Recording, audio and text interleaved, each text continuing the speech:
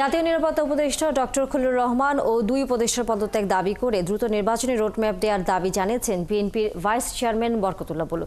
তিনি আরও বলেন, ছাত্রদের নতুন দলের নেতাদের বক্তব্য সাংবিধানিক অধিকারকে খর্ব করছে।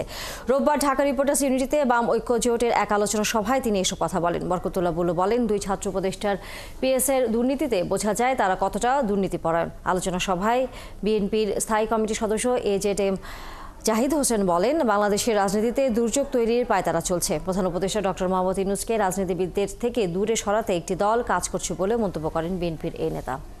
ডক্টর ইউনূস যেদিন হঠাৎ করে উনি বলে বসলেন যে ছাত্ররা একটি রাজনৈতিক দল করতে চায়, সেদিন আমি প্রতিবাদ করেছিলাম যে আপনার মতো একজন বিজ্ঞ নোবেল জয়ী, সারা পৃথিবীর মানুষ আপনাকে সম্মান করে, 18 কোটি মানুষ আপনাকে সম্মান করে এই প্রধান উপদেষ্টা বানিয়েছেন। ছাত্ররা রাজনৈতিক দল করবে না না করবে এটা তো আপনি বলতে পারেন।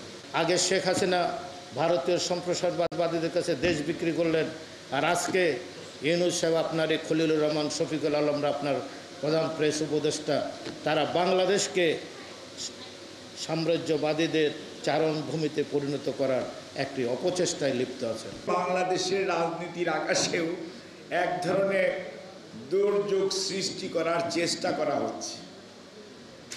কাজেই এটি দেখে খারাপ লাগছে যে আমরা আবারও পলায়নকৃত স্বৈরাচারের বিরুদ্ধে এতদিন আন্দোলন করার পর আবারও আমাদেরকে কথা বলতে হচ্ছে এবং দাবি জানাতে হচ্ছে।